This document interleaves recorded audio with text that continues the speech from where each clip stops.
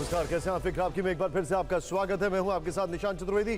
पहली breaking news इस वक्त जो आ रही है, किसानों का 26 फरवरी को पूरे देश में ट्रैक्टर मार्च। बहुत बड़ी खबर है। देश भर में हाईवे पर किसान संगठन करेंगे ट्रैक्टर मार्च। 14 मार्च को दिल्ली के रामलीला मैदान में होगी महापंचायत। दूसरी बड़ी खबर, किसान नेताओं को हरियाणा पुलिस का नोटिस। सार्वजनिक संपत्ति के नुकसान की रिकवरी का नोटिस है। केंद्रीय मंत्री अनुराग ठाकुर ने कहा सरकार किसानों से बातचीत के लिए तैयार है। बड़ी खबर आ रही है, राहुल गांधी की भारत जोड़ो न्याय यात्रा में शामिल होंगे अखिलेश यादव। फाइनली अखिलेश यादव ने कांग्रेस अध्यक्ष खड़गे का निमंत्रण स्वीकार कर लिया है। कहा कि हम न्याय यात्रा में जाएंगे। और दिल्ली की मंत्री आतिशी का गंभीर आरोप, आप नेताओं को आ रहे हैं धमकी भरे संदेश। आतिशी का आरोप, गठबंधन नहीं छोड़ा तो केजरीवाल की गिरफ्तारी की धमकी, आतिशी ने कहा। इस सब के बीच में बड़ी खबर, दिल्ली में आम आदमी पार्टी कांग्रेस के बीच फाइनली गठबंधन हो गया है। आम आदमी पार्टी 4, कांग्रेस 3 सीटों पर लड़ेगी चुनाव। हरियाणा, असम में आपको 1 सीट का प्रस्ताव है, सूत्रों के हवाले से खबर। और बड़ी खबर, कांग्रेस को 2 के बजाय 5 सीट देने को तैयार हो गई है टीएमसी। एक और जगह अच्छी खबर आ रही है कांग्रेस के लिए। अगर बात की जाए तो सूत्रों के हवाले से खबर, कांग्रेस नेतृत्व की सीधे ममता बनर्जी से बातचीत चल रही है। नए सिरे से सीट शेयरिंग पर बन रही है सहमति।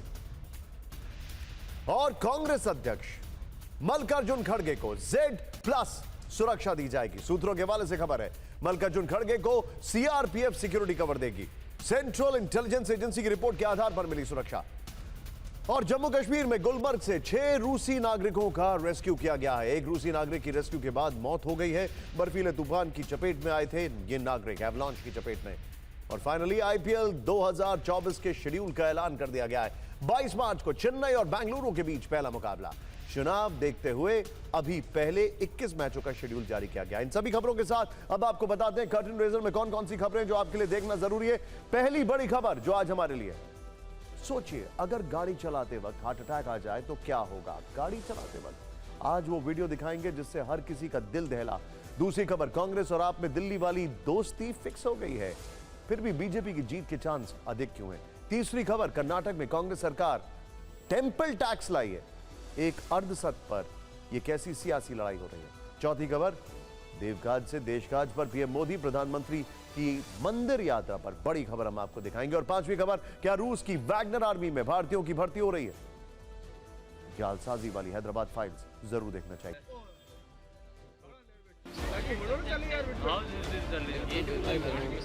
दिल दहलाने वाला ये हादसा राजस्थान के नागौर में हुआ। यहाँ विश्वकर्मा जयंती मनाई जा रही थी। लोग शोभा यात्रा निकाल रहे थे। 100 से ज्यादा लोगों की भीड़ सड़क पर थी। बोलेरो गाड़ी वाला शोभा यात्रा के पीछे धीरे धीरे चल रहा था। फिर अचानक से ड्राइवर को हार्ट अटैक आया। वो चलती हुई गाड़ी में बेहोश हो गया। बोलेरो नियंत्रण से बाहर हुई। एक तरफ से गाड़ी का एक दरवाजा भी खोला और फुल स्पीड में गाड़ी भीड़ को रौंदते हुए आगे चली गई। हमारे यहीं गाड़ी गेट को यहाँ एकदम से खोला गया और तो ऑटो आदमी चल गयो। देखो पूरी इस हादसे के बाद बाजार में अफरा तफरी मच गई। 8 लोग कुचले गए, 5 लोग गंभीर रूप से जख्मी हो गए। सभी को यहाँ के डेगाना अस्पताल लाया गया, लेकिन 3 घायलों को अजमेर रेफर करना पड़ा, जिनमें से 2 की मौत की खबर है। लेकिन वो ड्राइवर कौन था, उसका क्या हुआ? पता चला है कि बोलेरो गाड़ी के ड्राइवर का नाम इशाक खान है। वो पहले से बीमार था, चेकअप कराने के लिए अस्पताल जा रहा था, लेकिन जब दिल का दौरा पड़ा तो उसे भी फौरन अजमेर रेफर करना पड़ा, लेकिन उसकी भी जान नहीं बच पाई। विश्वकर्मा जयंती का जुलूस निकल रहा था, सुबह करीब 11 बजे के आसपास की बात है। उसमें से पीछे एक गाड़ी थी जो अचानक जुलूस के जो लोग चल रहे थे पीछे वाली साइड में, उनके अंदर आके गिरी। उसकी टक्कर से 4-5 जने घायल हो गए। पुलिस ने बताया कि हादसे के बाद लोगों की काफी भीड़ जमा हो गई थी। हालात को काबू में करने के लिए ज्यादा संख्या में फोर्स लगानी पड़ी, लेकिन किसी व्यक्ति को अचानक दिल का दौरा पड़ जाए तो इसमें उसकी गलती भी क्या है, क्योंकि ऐसी घटनाओं पर इंसान का कोई वश नहीं होता।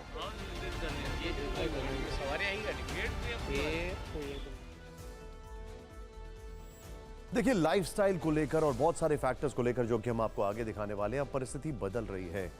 हार्ट अटैक के केसेस ज्यादा सामने आ रहे हैं। सभी के लिए जरूरी क्या है आप जानते हैं, सभी के लिए जरूरी है कि वो अपना रेगुलर चेकअप कराते रहें। देश में हार्ट अटैक के मामले तेजी से बढ़े हैं, खासकर कोरोना काल में इसके कोरोना काल के बाद से इसमें वृद्धि देखी गई है। कोई शादी पार्टी में डांस कर रहा है, अचानक गिर गया, मौत हो गई। कोई बाजार सामान लेने निकला, अचानक दिल का दौरा पड़ गया, जीवन समाप्त हो गया। कोई खेल रहा है, अचानक हार्ट अटैक से मौत हो गई। कोई दफ्तर में काम कर रहा है, अचानक उसकी धड़कनें तेज हो गई। कोई छात्र कोचिंग में पढ़ रहा है और अचानक वहां उसे दिल का दौरा पड़ गया, मौत हो गई। ऐसी घटनाएं हमारे आसपास हो रही हैं। साल 2021 और 22 में अचानक हुई मौतों से जुड़े एनसीआरबी के आंकड़े बेहद चौंकाने वाले हैं। जरा फैक्ट देखिए, 2021 में अचानक दिल का दौरा पड़ने से देश भर में 28,413 मौतें हुई हैं। वहां 2022 में यह संख्या बढ़कर 32,000 से ऊपर चली गई है। यानी एक ही साल में ऐसे मामलों में करीब 12.5% की वृद्धि हुई है। विशेषज्ञों के मुताबिक देश भर में बीते 3 सालों में हृदय रोगियों की संख्या 40% बढ़ी है। युवाओं में हार्ट अटैक के 25% मामले बढ़े हैं। इनमें ज्यादातर युवाओं की उम्र 25 से 45 वर्ष है। और बात जहां तक नागौर हादसे की है, तो सड़क पर गाड़ी चलाते समय हार्ट अटैक का यह मामला इकलौता नहीं है। इस तरह की और भी घटनाएं देश में पहले भी हो चुकी हैं।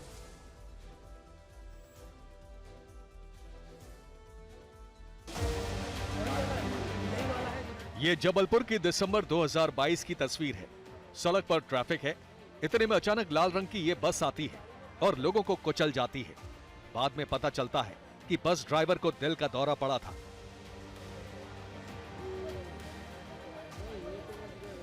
उत्तर प्रदेश के लखीमपुर खीरी में एक युवक को सड़क पर चलते हुए हार्ट अटैक आया। वो सड़क पर गिरा और मौत हो गई। घटना इसी साल की है। इसी साल जनवरी में उत्तराखंड के पंतनगर में काव्य महोत्सव आयोजित किया गया था। मंच पर एक कवि कविता पाठ कर रहे थे। अचानक दिल का दौरा पड़ा और वो वहीं गिर पड़े।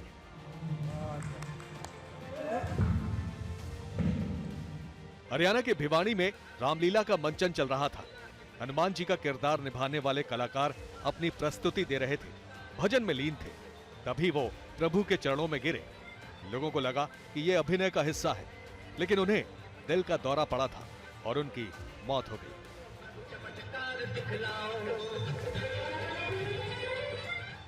इसी साल जनवरी में यूपी के अमरोहा से भी ऐसा ही एक परेशान करने वाला वीडियो वायरल हुआ। घर के बाहर 50 वर्ष का एक व्यक्ति कुछ काम कर रहा था। वो अचानक सड़क पर गिरा और मौत हो गई। पता चला कि उससे भी हार्ट अटैक आया था।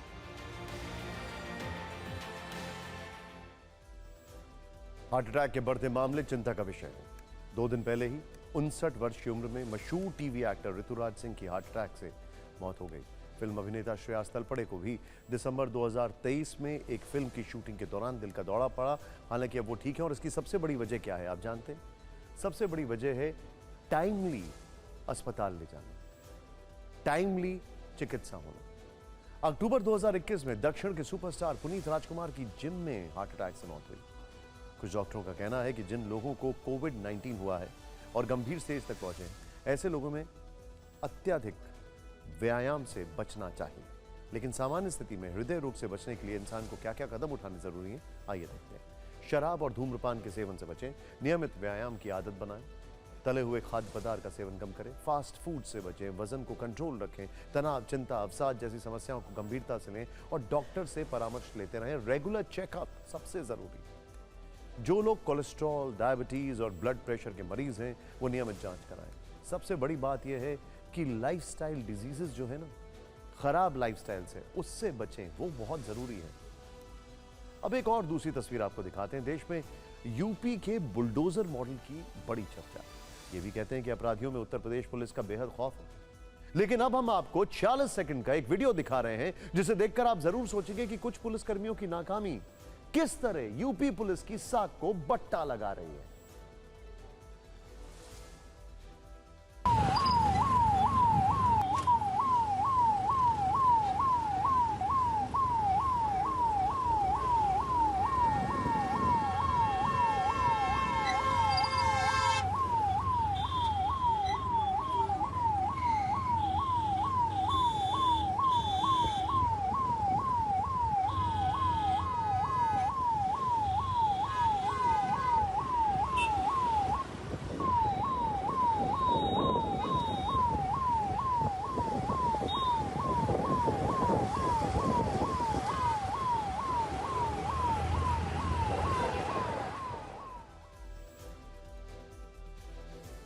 पहले आपको एक डिस्क्लेमर दे दूं, मैं ये जो तस्वीर आप देख रहे हैं ये किसी हिंदी फिल्म की शूटिंग नहीं है, ना ही कोई यूट्यूब का वीडियो शूट हो रहा है, ये रियल है। आपके मन में सवाल होगा कि उल्टी कार चलाने वाले का क्या हुआ, ये बताएंगे, लेकिन पहले गाजियाबाद के एलिवेटेड रोड की घटना पर यह रिपोर्ट। बुधवार की रात करीब 9:30 से 10 बजे के बीच पुलिस को सूचना मिलती है, राजनगर की तरफ से आ रहा I-20 कार चालक लापरवाही से ड्राइव कर रहा है। ड्रिंक एंड ड्राइव की शिकायत की गई। सूचना मिलने के बाद पुलिस ने गाजियाबाद एलिवेटेड रोड पर कार को ट्रेस किया। एलिवेटेड पर सामने से कार को रोकने की कोशिश की। कार चालक ने रिवर्स गियर डालकर कार पीछे भगानी शुरू कर दी। करीब 2 किलोमीटर तक बैक गियर में कार दौड़ती रही। पुलिस की गाड़ी उसे चेस करती रही। नजारा किसी फिल्मी सीन जैसा था। इस दौरान पीछे से करीब 11 कार और बाइक निकली। टक्कर हो सकती थी, बड़ा हादसा हो सकता था। आखिर में क्या हुआ, कार चालक पकड़े गए या भाग गए, इसकी जानकारी पुलिस ने दी है। इंसानी लापरवाही के बाद खबर कुदरत के कहर की। जम्मू कश्मीर में बर्फबारी ने पर्यटक, खासकर विदेशी पर्यटकों की जान ली। गुलमर्ग में एवलांच आया तो 7 विदेशी पर्यटक लापता हो गए। एक स्थानीय गाइड भी एवलांच की चपेट में आ गया। सूचना मिलने के बाद रेस्क्यू ऑपरेशन शुरू हुआ। हेलीकॉप्टर से पर्यटकों की तलाश हुई। आगे क्या हुआ, यह रिपोर्ट है।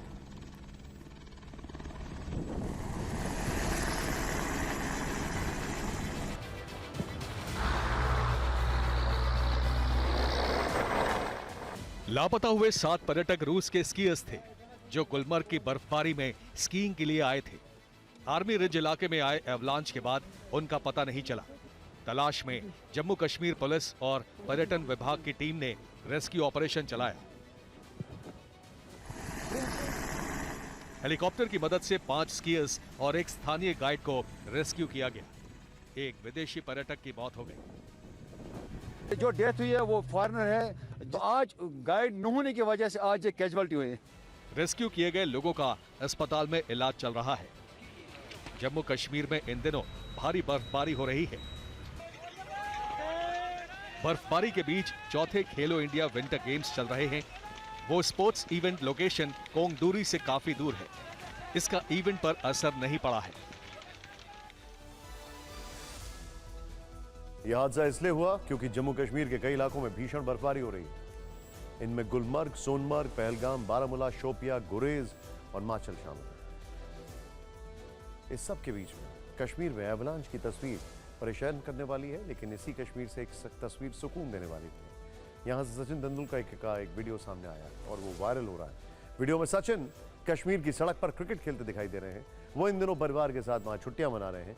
बीजेपी ने भी अपने ट्विटर हैंडल पर वीडियो शेयर किया, लिखा कि बस इतना सा बदला है कश्मीर। हम खेले कश्मीर में जिन सड़कों पर पत्थरबाजी आम बात थी, आज वहीं सचिन तेंदुलकर के साथ बच्चे और युवा सड़कों पर क्रिकेट खेल रहे हैं। कौन है तुम्हारा बॉलर? मेन बॉलर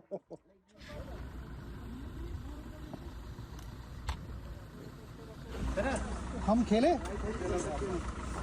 चलो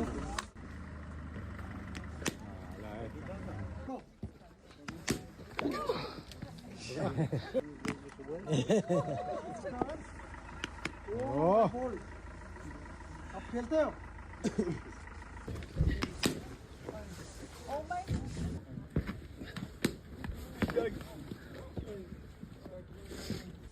चलो लास्ट बॉल, ये आउट करना पड़ेगा।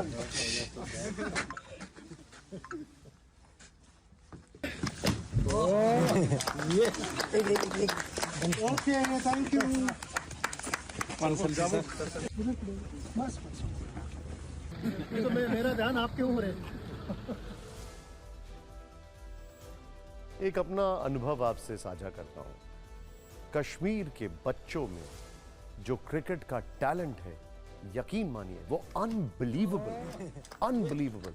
चाहे वो पेस बॉलिंग हो, बैटिंग हो या स्पिनिंग हो। लेकिन ये वीडियो, इस वीडियो को जरा एक बार फिर से देखिए। आपने वीडियो में इस बात पर गौर करिए कि जब सचिन ने कहा कि चलो लास्ट बॉल, तो इसके बाद उन्होंने बैट को उल्टा पकड़ा, कहा कि अब आउट करना पड़ेगा। उल्टे बैट से भी उन्होंने शानदार शॉट लगाया, लेकिन सचिन के इस वीडियो पर राजनीतिक शॉट भी जमकर लगाए गए। कश्मीर में बर्फ गिर रही है तो दिल्ली में राजनीतिक और चुनावी गर्मी के बीच आज कांग्रेस के लिए एक और अच्छी खबर आई है। कांग्रेस और आम आदमी पार्टी में सीटों का समझौता हो गया। फाइनली खबर यह कि कांग्रेस और आम आदमी पार्टी में दिल्ली में सीट बंटवारे पर सहमति बन गई। सूत्र बता रहे हैं कि दोनों पार्टियां सीट शेयरिंग के फॉर्मूले पर सहमत हो गई। जल्दी औपचारिक ऐलान किया जाएगा। TV9 भारतवर्ष संवाददाता जीत भाटी को सूत्रों से जो खबर मिली है, अब जरा ध्यान से फैक्ट्स देखिए। आम आदमी पार्टी दिल्ली में 4 सीटों पर चुनाव लड़ेगी। हालांकि वो कह रही थी पहले कि वो दिल्ली में 6 सीटों पर चुनाव लड़ेगी, जबकि कांग्रेस को 3 सीटें दी गई। जीत भाटी के पास वो लिस्ट भी है जिसमें दोनों दलों के हिस्से में गई सीटों का ब्यौरा है। सूत्रों के मुताबिक आपको जो 4 सीटें मिली हैं उनमें नई दिल्ली, दक्षिणी दिल्ली, नॉर्थ वेस्ट सीट और पश्चिमी दिल्ली सीट शामिल। सूत्रों के अनुसार कांग्रेस को चांदनी चौक और पूर्वी दिल्ली सीट और नॉर्थ दिल्ली की सीट मिली है। हालांकि कांग्रेस का ट्रेडिशनल गढ़ भी रहा है।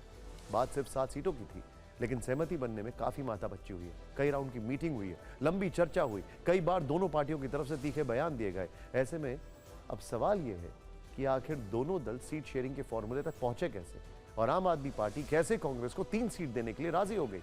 इसके पीछे एक बड़ी दिलचस्प इनसाइड स्टोरी है जो कि अब आप देखेंगे। TV9 भारतवर्ष संवाददाता कुमार विक्रांत ने कांग्रेस और जीत भाटी ने आम आदमी पार्टी सूत्रों के हवाले से बताया कि कांग्रेस आम आदमी पार्टी की डील कैसे हुई। शुरुआत गुजरात से करते हैं।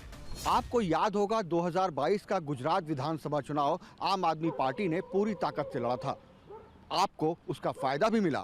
उसे 13% वोट मिले और उसके 5 विधायक विधानसभा पहुंचे। इसी आधार पर वो गुजरात में दावा कर रही है। भरूच सीट पर अरविंद केजरीवाल ने पहले ही उम्मीदवार का ऐलान कर दिया था, जबकि यहां से कांग्रेस के कद्दावर नेता रहे अहमद पटेल की बेटी मुमताज पटेल भी दावेदार थी। सूत्रों से मिली खबर के मुताबिक कांग्रेस ने गुजरात में आप को 2 सीट ऑफर की। चर्चा के बाद कांग्रेस ने आप के लिए भरूच और भावनगर सीट छोड़ दी। आम आदमी पार्टी हरियाणा, असम और गोवा में भी हिस्सेदारी चाहती थी, जिसे लेकर लंबा मंथन हुआ। सूत्रों के मुताबिक कांग्रेस ने हरियाणा और असम में आपको 1-1 सीट देने का प्रस्ताव दिया है। खबर है कि इस पर करीब सहमति है। आम आदमी पार्टी साउथ गोवा सीट चाहती थी। यहां से कांग्रेस के सांसद हैं, इसलिए आपसी सहमति के बाद आप ये सीट कांग्रेस के लिए छोड़ने को राजी हो गई। यही सहमति चंडीगढ़ सीट पर भी बनी। यहां से कांग्रेस के पवन कुमार बंसल पिछले चुनाव में दूसरे नंबर पर रहे थे। संवाददाता जीत भाटी ने सूत्रों से मिली जानकारी के बाद बताया कि आम आदमी पार्टी ने चंडीगढ़ लोकसभा सीट कांग्रेस के लिए छोड़ दी। दोनों पार्टियां शुरुआत में चाहती थी कि पंजाब की 13 लोकसभा सीटों पर भी तालमेल हो, लेकिन कई दौर की बातचीत के बाद दोनों ने फैसला लिया कि अलग अलग चुनाव लड़ेंगे। इसके पीछे भी बड़ी ही इंटरेस्टिंग वजह बताई गई। कहा गया कि दोनों दल नहीं चाहते कि राज्य में बीजेपी को विपक्ष वाला स्पेस मिले, इसलिए बहुत सोच समझ कर यहाँ पर तालमेल नहीं किया गया।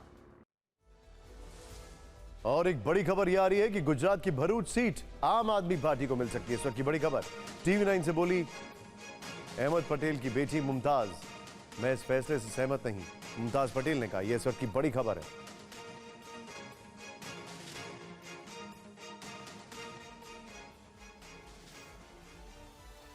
इस सब के बीच में आम आदमी पार्टी और कांग्रेस के बीच सहमति बनने के बाद दिल्ली सरकार की मंत्री आतिशी ने केंद्र सरकार पर बहुत गंभीर आरोप लगा दिया है। आतिशी ने दावा किया है कि आप नेताओं के पास मैसेज भेजे जा रहे हैं, जिनमें उनसे कहा जा रहा है कि अगर आपने गठबंधन नहीं छोड़ा तो केजरीवाल को नोटिस आएगा। दावा यह भी किया गया है कि नोटिस के 2 दिन बाद अरविंद केजरीवाल को गिरफ्तार कर लिया जाएगा। के पास ये मैसेज आया है कि अगर आम आदमी पार्टी ने इंडिया अलायंस नहीं छोड़ी तो आने वाले 2 दिनों में अरविंद केजरीवाल जी को सीबीआई का नोटिस आएगा, या सैटरडे को नोटिस आएगा या मंडे को नोटिस आएगा। सीआरपीसी के सेक्शन 41A में नोटिस आएगा और उनको दोनों सीबीआई और ईडी द्वारा गिरफ्तार कर लिया जाएगा। सवाल यह है कि 2 ऐसी पार्टियां जो एक दूसरे की धुर विरोधी रही हैं, एक दूसरे के खिलाफ आवाज उठाती रही, उन्होंने चुनाव के लिए समझौता क्यों कर लिया? सवाल एक और यह है कि कांग्रेस और आम आदमी पार्टी मिलकर क्या 2024 के नतीजों को बदल सकते हैं? अब आपको कुछ फैक्ट्स दिखाते हैं जिससे हर सवाल का जवाब शायद मिल जाए। चांदनी चौक सीट में 2019 के चुनाव में बीजेपी को 50% से ज्यादा वोट मिले, जबकि कांग्रेस और आप को 44%। ये देखिए। इसके बाद अब बात करें नॉर्थ ईस्ट दिल्ली की। बीजेपी को 53%, कांग्रेस को 28% और आम आदमी पार्टी को 13%, यानी कि 41%। इसके बाद अगर ईस्ट दिल्ली की बात की जाए तो बीजेपी को 55%, वहां पर इन दोनों को अगर जोड़ दें तो 41%। हालांकि दोनों जब साथ आ जाते हैं तो अलग होता है, क्योंकि दोनों आमने सामने लड़ रहे थे तो एक दूसरे का वोट भी काट रहे थे। अब अगर बात की जाए नई दिल्ली की, ये साख की सीट होती है। 54% बीजेपी को, दोनों एक दूसरे से लड़ रहे थे, उससे तीनों एक दूसरे के खिलाफ थे, लेकिन फिर भी अगर कांग्रेस और आप को जोड़ दें तो 43% हो जाता है। इंडिया गठबंधन में सीट शेयरिंग को एक बड़ी सीट शेयरिंग की एक बड़ी खबर पश्चिम बंगाल से भी आई है। पिछले हफ्ते खबर आई थी कि अब बंगाल में कांग्रेस और टीएमसी के बीच बातचीत टूट गई है और दोनों पार्टियां अलग अलग चुनाव लड़ेंगी। लेकिन आज कांग्रेस सूत्रों के हवाले से TV9 भारतवर्ष संवाददाता कुमार विक्रांत ने एक्सक्लूसिव खबर दी है। सूत्रों के मुताबिक टीएमसी बंगाल में कांग्रेस को 5 सीट देने को तैयार है। यह भी खबर आई है कि कांग्रेस और टीएमसी के बीच सीट शेयरिंग पर बातचीत टूटी नहीं है। सूत्रों के मुताबिक ममता बनर्जी खुद कांग्रेस लीडरशिप के साथ बातचीत कर रही है। यह भी पता चला है कि कांग्रेस नेतृत्व में दखल के बाद नए सिरे से सीट शेयरिंग पर सहमति बन रही है। कुमार विक्रांत ने ही, अगर आपको याद होगा, यूपी में सपा और कांग्रेस के अलायंस की खबर सबसे पहले दी थी। उनकी ये खबर, यकीनन इसमें कुछ ना कुछ तो है। अगर ममता बनर्जी कांग्रेस को 5 सीट देने के लिए तैयार है तो यह बड़ी बात है, क्योंकि अब तक वो कांग्रेस को सिर्फ 2 सीट देने की बात कह रही थी। इंडिया गठबंधन में सीट समझौते को लेकर 2 खबरें महाराष्ट्र और बिहार से भी आ रही हैं। खबर है कि महाराष्ट्र में सीट समझौता करीब करीब तय हो चुका है। शिवसेना उद्धव के नेता संजय राउत ने आज कहा कि 27 फरवरी को महाविकास अघाड़ी के नेता मीटिंग करेंगे। इसके बाद सीट समझौते का ऐलान होगा। महाराष्ट्र कांग्रेस प्रभारी रमेश चेन्नीथला ने कहा कि 28 से 29 फरवरी तक सीट शेयरिंग फॉर्मूले का ऐलान कर दिया जाएगा। बिहार से यह जानकारी आ रही है कि वहां 3 मार्च को सीट समझौते को लेकर बड़ी खबर आ सकती है। सीट बंटवारे को लेकर कांग्रेस के लिए राहत वाली खबर आई है, लेकिन कर्नाटक की सिद्धरामैया सरकार के एक फैसले ने कांग्रेस को सियासी मुश्किल में फंसा दिया। मंदिरों पर टैक्स बढ़ाने के एक फैसले से कर्नाटक में सियासी महाभारत हो गई। सिद्धरामैया सरकार ने विधानसभा में कर्नाटक हिंदू धार्मिक संस्थान और धर्मार्थ बंदोबस्ती विधेयक 2024 पास कराया था। विधेयक में हिंदू मंदिरों की कमाई पर टैक्स बढ़ाने का प्रावधान किया गया था, जिसे बीजेपी हिंदू विरोधी फैसला बता रही है। विवाद किस बात पर है, यह देखते हैं।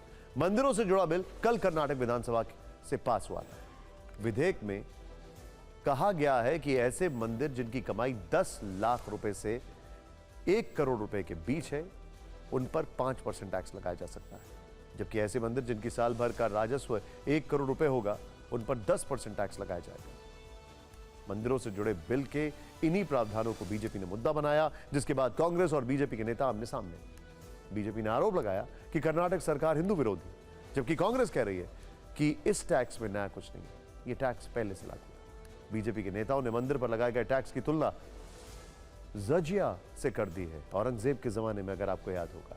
जबकि कांग्रेस कह रही है कि उसकी सरकार ने मंदिरों और हिंदू हितों की रक्षा की है। सिद्धरामैया सरकार के फैसले पर दिन भर कैसे राजनीतिक बयानबाजी हुई और अब यह मामला कहां स्नोबॉल करेगा, इस रिपोर्ट में देखें।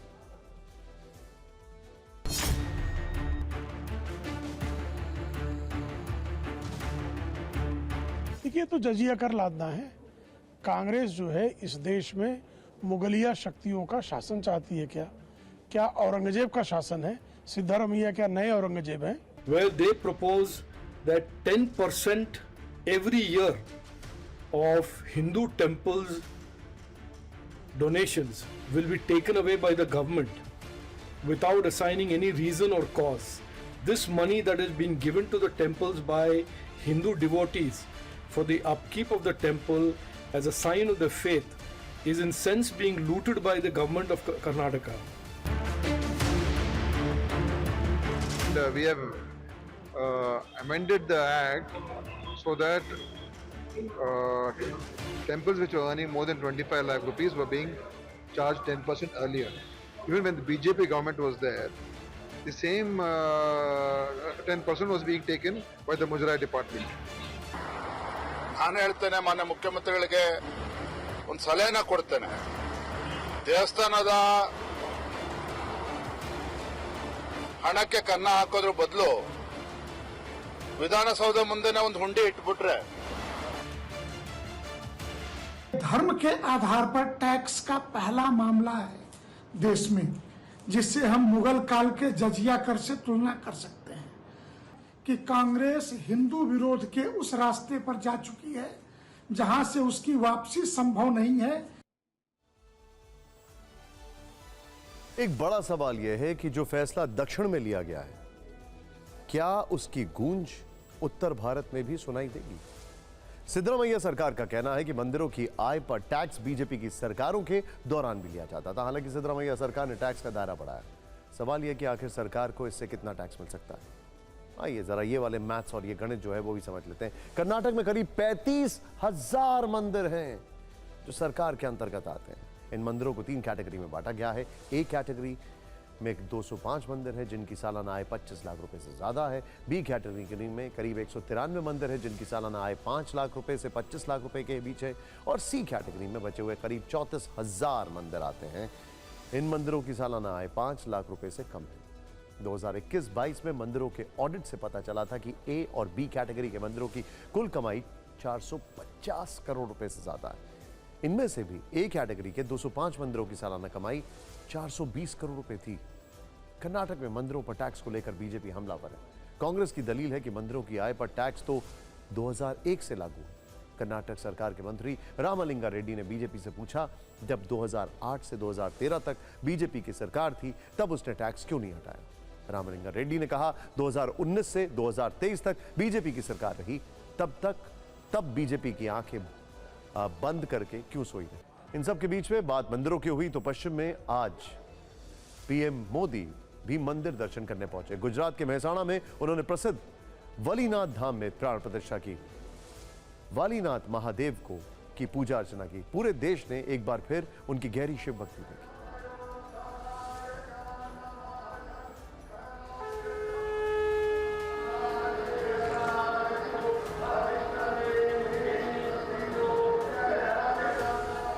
गुजरात में सोमनाथ के बाद महसाणा का वालीनाथ धाम दूसरा सबसे बड़ा शिव मंदिर है। पीएम मोदी जब यहां गुजरात दौरे पर पहुंचे तो इस मंदिर में आकर पूजा अर्चना की, भगवान शिव को पुष्प अर्पित किए, जलाभिषेक किया, दुग्धाभिषेक किया। पूरे विधि विधान के साथ भगवान भोले की भक्ति में लीन दिखे।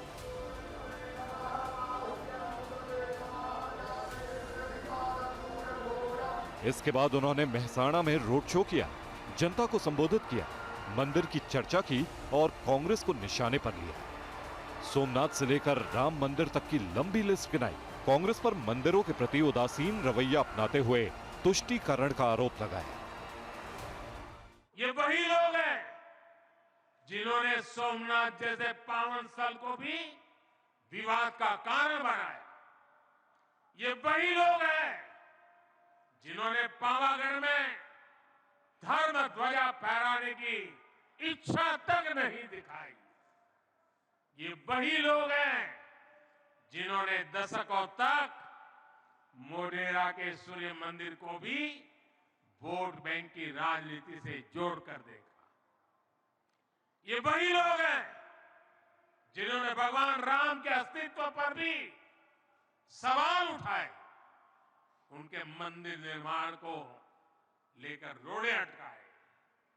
और आज जब जन्मभूमि पर भव्य मंदिर का निर्माण हो चुका है, जब पूरा देश इससे खुश है, तो भी नकारात्मकता को जीने वाले लोग नफरत का रास्ता छोड़ नहीं रहे। राजनीतिक बातें अपनी जगह, लेकिन ऐसा आपने पहले कब किस प्रधानमंत्री को देखा था जिसकी भक्ति भाव एक मिसाल हो, जो उत्तर से लेकर दक्षिण और पूरब से लेकर पश्चिम के मंदिरों में दर्शन करने पहुंचे तो विधि विधान से भगवान को याद करें। पीएम मोदी यूएई में पहले हिंदू मंदिर का उद्घाटन करने पहुंचे थे तो वहां भी उनका भक्ति भाव समूचे विश्व में चर्चा का विषय बना था। इससे पहले अयोध्या में जब वो राम मंदिर की प्राण प्रतिष्ठा करने पहुंचे थे तब भी उनकी भक्ति देखने लायक थी। महाराष्ट्र के काला राम मंदिर की तस्वीरें याद होंगी। उस वक्त भी पीएम मोदी मंदिर परिसर में ध्यान मुद्रा में बैठे दिखे थे। वो जब आंध्र प्रदेश के लेपाक्षी मंदिर गए थे तो वहां भी पूजा करने की ऐसी ही एक खास तस्वीर देखने को मिली थी। पीएम मोदी ने रामेश्वरम के मंदिर में जब पूजा अर्चना की थी तब उस दौरान समंदर में पवित्र डुबकी भी लगाई थी। उस दौरान तो पीएम मोदी पूरे 11 दिन के कठोर अनुष्ठान पर थे। 40 नियमों का पालन किया था। इस दौरान सिर्फ नारियल पानी पीने और जमीन पर सोने की बात भी सामने आई थी। मंदिर के दर्शन पीएम मोदी ही कर रहे हैं ऐसा नहीं है, विरोधी दल के नेता भी मंदिर पूजा अर्चना करने जाते हैं। खासकर चुनावी मौसम में इसमें तेजी आई है। चंद रोज पहले राहुल गांधी भारत न्याय यात्रा के तहत वाराणसी पहुंचे थे, तब उन्होंने काशी विश्वनाथ मंदिर जाकर दर्शन किए थे। हालांकि बाद में उन्होंने यह आरोप लगाया था कि वो शिव भक्त हैं और उन्हें मंदिर में मोबाइल नहीं ले जाने दिया गया। मंदिर प्रशासन ने उनकी जो तस्वीरें खींची थी उन्हें भी नहीं सौंपा गया। इससे पहले राहुल गांधी जब ओडिशा में थे तब व्यास मंदिर में पूजा अर्चना करने पहुंचे। बिहार के अररिया में उन्होंने खड़गेश्वरी काली मंदिर में पूजा अर्चना की थी। मंदिर के पुजारी से आशीर्वाद लिया था। हमारे पास पीएम मोदी और राहुल गांधी के मंदिर दर्शन पर कुछ दिलचस्प जानकारी है, आपको इसे जरूर देखना चाहिए। ये आंकड़े साल 2014 से लेकर 19 जनवरी 2024 तक के हैं। इस दौरान पीएम मोदी ने करीब 152 मंदिर में दर्शन किया है, तो राहुल गांधी ने करीब 67 बार मंदिर जाकर पूजा अर्चना की। अब खबर बंगाल की संदेशखाली की, जहां सियासी संग्राम जारी है। बंगाल बीजेपी अध्यक्ष सुकांता मजुमदार आज संदेशखाली पहुंचे। यहां शेख शाहजहां की गिरफ्तारी को लेकर उन्होंने धरना दिया।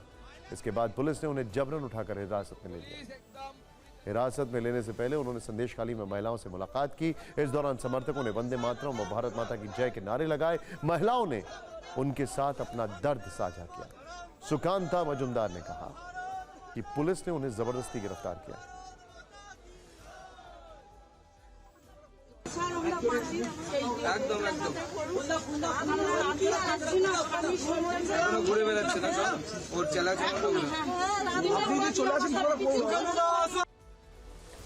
सुकांता मजुमदार ने कहा कि बेल बॉन्ड पर साइन कराया, उसके बाद उन्हें रिहा किया गया। हम लगातार अपना विरोध प्रदर्शन जारी रखेंगे।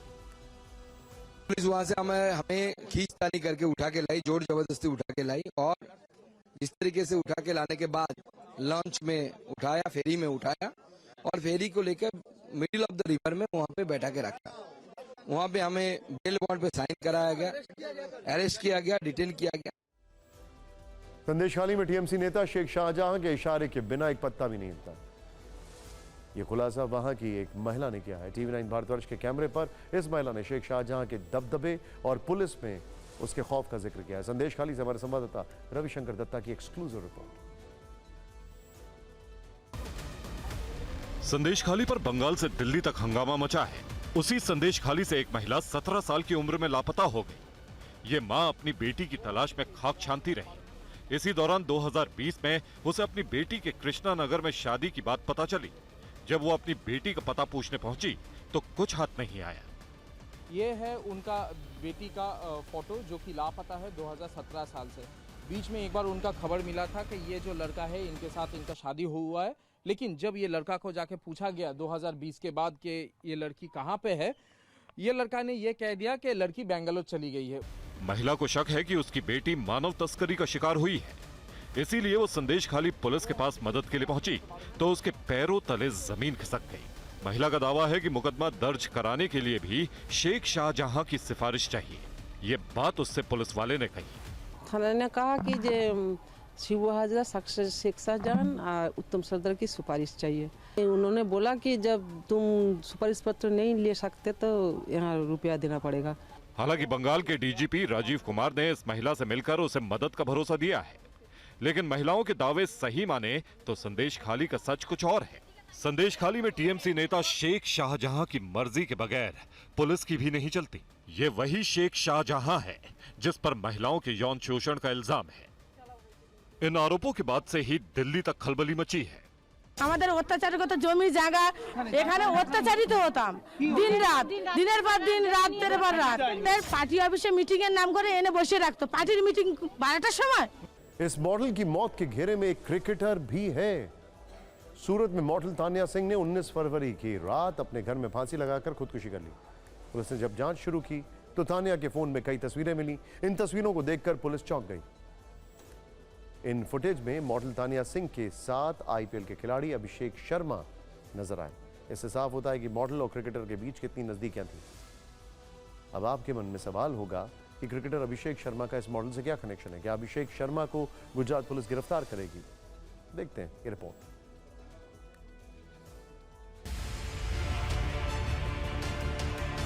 राजस्थान की रहने वाली मॉडल तानिया सिंह को बाहर के लोग भले ही न जानते हो, लेकिन गुजरात में उनकी अपनी पहचान थी।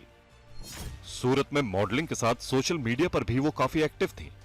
फोन से लेकर सोशल मीडिया अकाउंट तक उनकी फोटो से भरे पड़े हैं। सुसाइड की जांच के दौरान इन्हीं में से कुछ तस्वीरें पुलिस के काम आ गईं। पुलिस ने जब तानिया की एक हफ्ते की कॉल डिटेल खंगाली तो फिर ये फोटो सामने आई। इनमें उनके साथ आईपीएल क्रिकेटर अभिषेक शर्मा दिखे। इन्हीं तस्वीरों से तानिया सुसाइड केस में नया मोड़ आ गया। क्रिकेटर अभिषेक शर्मा का नाम इस केस से जुड़ गया।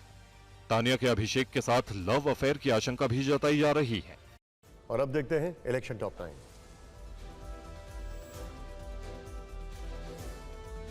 पहली बड़ी खबर, अमेठी की सांसद स्मृति ईरानी पति के साथ अपने नए घर पहुंची। पूजा के बाद सिर पर कलश रखकर की परिक्रमा। दिल्ली के मुख्यमंत्री अरविंद केजरीवाल को ईडी का 7वां समन। 26 फरवरी को फिर पूछताछ के लिए बुलाया। पूर्व गवर्नर सतपाल मलिक के घर समेत 30 जगहों पर सीबीआई छापे। हाइड्रो प्रोजेक्ट मामले में कार्रवाई। बैंक खाते पर रोक को लेकर कांग्रेस का बीजेपी पर निशाना। कहा आर्थिक आतंक का शिकार हो रही है कांग्रेस। स्वामी प्रसाद मौर्य ने अपनी राष्ट्रीय शोषित समाज पार्टी बनाई। दिल्ली के तालकटोरा स्टेडियम में किया प्रतिनिधि सम्मेलन। हरियाणा में खट्टर सरकार के खिलाफ अविश्वास प्रस्ताव स्पीकर ने किया खारिज। कांग्रेस विधायकों के सदन से वॉकआउट करने के बाद स्पीकर ने वोटिंग नहीं करवाई। दिल्ली में ईवीएम के खिलाफ प्रोटेस्ट कर रहे कांग्रेस नेता हिरासत में लिए गए। पार्लियामेंट थाने में दिग्विजय सिंह, उदित राज दोपहर 2 बजे से डिटेन। नीतीश कुमार पर तेजस्वी यादव का बड़ा बयान। नीतीश ने मेरे माता पिता से हाथ जोड़कर माफी मांगी थी, कहा था दोबारा गलती नहीं करेंगे। राहुल गांधी की भारत जोड़ो न्याय यात्रा मध्य प्रदेश के छिंदवाड़ा नहीं जाएगी। कांग्रेस के टॉप सूत्रों के हवाले से बड़ी खबर। और आगे देखिए सबसे बड़े लड़ैया नतमस्तक दुनिया, द पीएम फैक्टर।